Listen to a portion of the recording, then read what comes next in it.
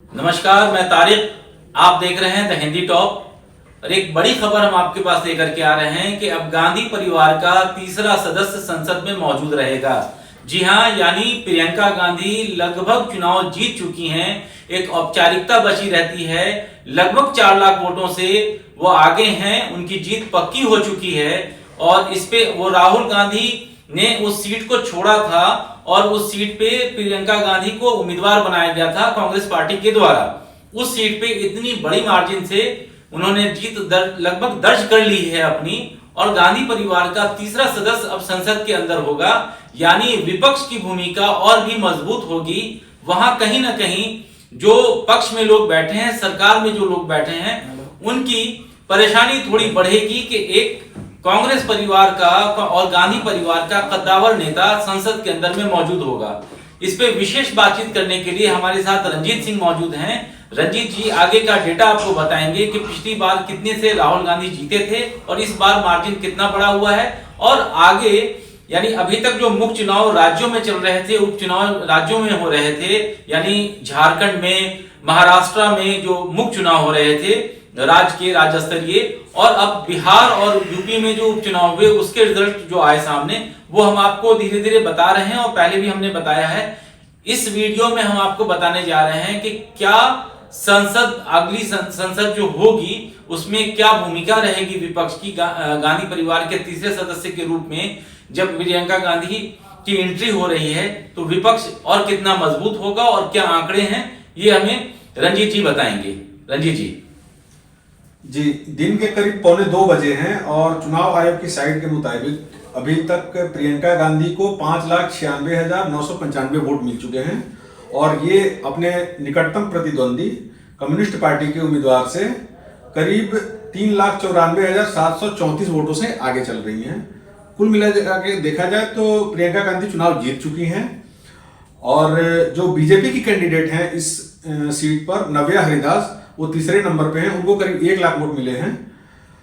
इस सीट के बारे में दर्शकों को बता दें कि राहुल गांधी ने पिछला लोकसभा चुनाव रायबरेली और वायनाड से लड़ा था। वायनाड सीट उन्होंने जीतने के बाद दोनों सीटें जीते थे, वायनाड सीट छोड़ दिया था। इस सीट पे उपचुनाव हुए हैं। देश के 2 राज्यों में विधानसभा चुनावों के अलावा वायनाड और महाराष्ट्र की नांदेड़ सीट पर लोकसभा के उपचुनाव हुए हैं और वायनाड सीट से प्रियंका गांधी चुनाव लगभग जीत चुकी हैं। इस तरीके से जैसा कि आपको तारिक जी ने बताया कि प्रियंका गांधी के जीतने के बाद गांधी परिवार से एक और सदस्य की संसद में एंट्री हो गई। प्रियंका गांधी अभी तक पार्टी में महासचिव की भूमिका निभा रही थी और अब संसद की भूमिका भी निभाएंगी। संसद की भूमिका के तौर पे अपनी आवाज बुलंद करेंगी, अपने भाई का साथ देंगी, राहुल गांधी का साथ देंगी, पार्टी का साथ देंगी। और क्या लगता है रंजीत जी, कितना मजबूत होगी पार्टी इससे? कांग्रेस जो बहुत, जबकि पिछली लोकसभा में तो बहुत अच्छा परफॉर्मेंस उनका रहा था। अगर 2014 और 19 का अगर आप देखेंगे आंकड़ा, उस हिसाब से 24 में उन्होंने अच्छा परफॉर्म किया था। लेकिन हाँ, और कितना करना चाहिए था, जो उम्मीद थी लोगों को वो नहीं कर सके थे। क्या लगता है कि गांधी परिवार के तीसरे सदस्य के रूप में जब ये एंट्री हो रही है, कांग्रेस पार्टी कितनी मजबूत होगी और इसका असर विपक्ष पर कितना पड़ेगा और सरकार पर कितना असर होगा, कितने दबाव में आएगी सरकार? बिल्कुल, इस जीत का, प्रियंका गांधी की जीत का असर तो पड़ेगा। कांग्रेस के कार्यकर्ताओं में भी मनोबल बढ़ेगा, पार्टी का भी मनोबल बढ़ेगा और सरकार को, विपक्ष की तरफ से सरकार को घेरने के लिए एक बड़ी नेता के तौर पे प्रियंका गांधी अपनी आवाज रखेंगी, अपनी आवाज बुलंद करेंगी।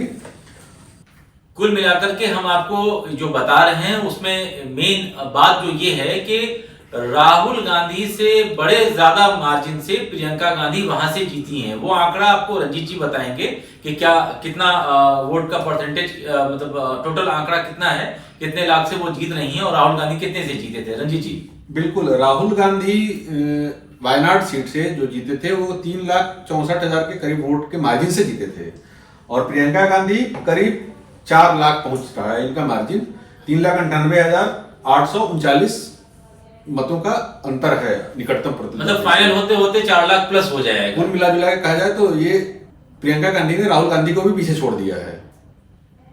ये एक अच्छी खबर कांग्रेस के लिए है, गांधी परिवार के लिए है कि गांधी परिवार का तीसरा सदस्य संसद में होगा, और कांग्रेस के लिए कि सोनिया गांधी अब राज्यसभा में हैं तो उनके बेटे और बेटी दोनों अब लोकसभा में एक साथ हाथ में हाथ मिलाकर शायद कांग्रेस को ज्यादा मजबूत कर पाएं।